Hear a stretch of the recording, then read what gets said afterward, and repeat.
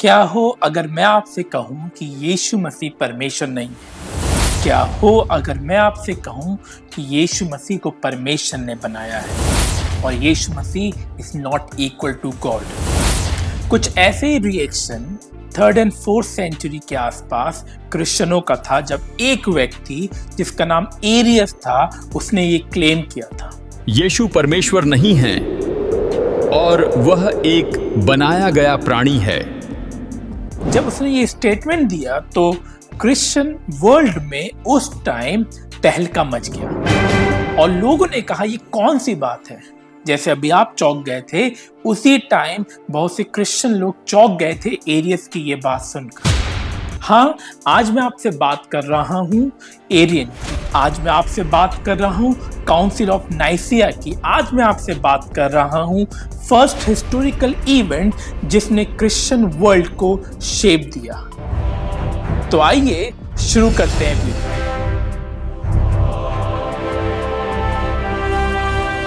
Areas ने कहा कि एक ऐसा टाइम था जब यीशु मसीह नहीं थे।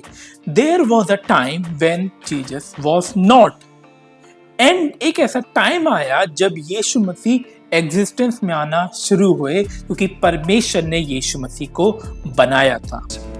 There was a time when Jesus was not, and there was a time when he came in existence. ये सिर्फ एरियस का आइडिया नहीं था, एरियस के पीछे मेजॉरिटी ऑफ द क्रिश्चियन इस बात को मानने के लिए तैयार हो गए थे। और क्योंकि बहुत लोग इस बात को मान रहे थे मगर एक ऑर्थोडॉक्स फेथ को, एक साउंड डॉक्ट्रिन को और सही टीचिंग को बनाए रखने के लिए दो ऐसे व्यक्ति हुए जिसने एरियस की इस बात का खंडन किया, इस बात को नकारा कि यीशु मसीह को परमेश्वर ने नहीं बनाया है परंतु यीशु मसीह स्वयं परमेश्वर है। कोई ऐसा टाइम नहीं था जब यीशु मसीह नहीं थे। और जो पहला व्यक्ति है जिसने एरियस की बात को नकारा था उसका नाम है Alexander. Jesus Christ is the Son of God, truly divine, one with the Father. We must affirm this truth. Alexander Alexandria का बिशप था जो इस बात को बार बार कहता रहा कि नहीं, यीशु मसीह 100% गॉड है और यीशु मसीह को किसी ने नहीं बनाया है।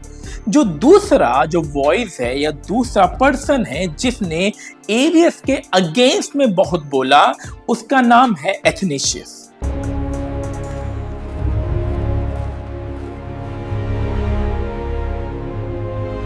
एथनेशियस बार बार चीज को कहते रहा कि एरियस जो कुछ भी कह रहा है वो सही नहीं है।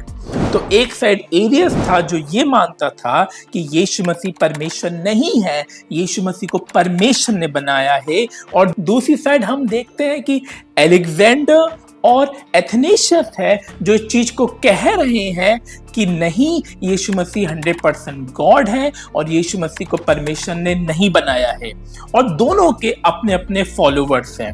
अब इस चीज से पूरे क्रिश्चियन वर्ल्ड में तहलका मच गया, हलचल हो गई कि आखिर कौन व्यक्ति सही है, क्योंकि दोनों ही स्कॉलर्स थे। The Son is a creature made from nothing.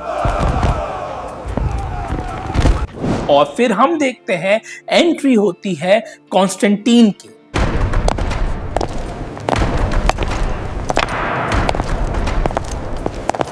Constantine कोई बिशप नहीं था, कॉन्स्टेंटीन कोई पास्टर भी नहीं था, लेकिन कॉन्स्टेंटीन एक क्रिश्चियन एम्परर था और जो वो इस बात को साबित करना चाहता था कि आखिर सही चीज सामने आए, और वो इस चीज को देख रहा था कि ये कंट्रोवर्सी बहुत बढ़ गई है। और ये देखते हुए कॉन्स्टेंटीन ने काउंसिल ऑफ नाइसिया को सम्मन किया, को बुलाया। I call the Council of Nicaea. और इस काउंसिल ऑफ नाइसिया में ये बात तय हुई कि एरियस सही है या अलेक्जेंडर एथनेशियस। हमें काउंसिल ऑफ नाइसिया के बारे में भी जानना बहुत इंपॉर्टेंट है जिससे हम ये जान पाए उस टाइम की काउंसिल कैसे वर्क करती। तो करीब 250 से 300 जो बिशप है वो उस काउंसिल पर आए, और जब वो वहां पर आए तो वो अलग अलग देश से आए थे, जैसे Egypt, Syria, Asia Minor, Greece, Italy.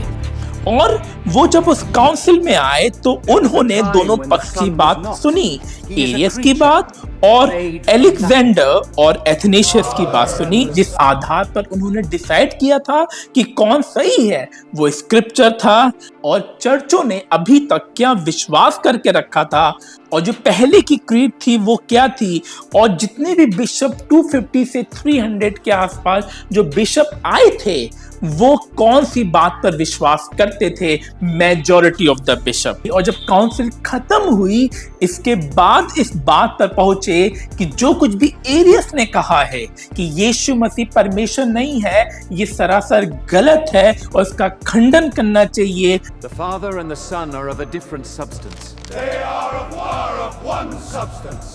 Consubstantial with the और उसी टाइम एरियस को एक झूठे शिक्षक के रूप में कहलाया गया और एरियस को एक हेरेटिक का नाम दिया गया। Arius is a heretic. A heretic. He is a heretic.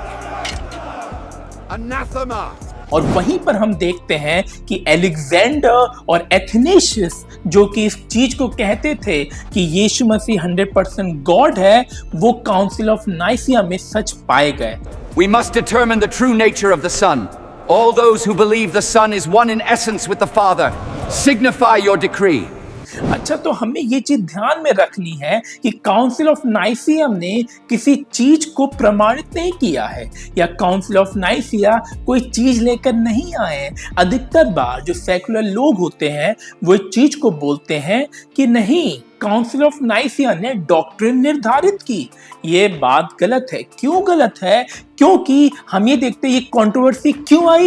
ये कंट्रोवर्सी आई एरियस की वजह से, क्योंकि एरियस ये कह रहा था कि there was a time when Jesus was not, मगर एलेक्जेंडर और एथनेशियस ये दो ऐसे व्यक्ति थे जो ये कह रहे थे कि नहीं, there was not a time when Jesus was not, क्योंकि यीशु मसीह 100% गॉड है।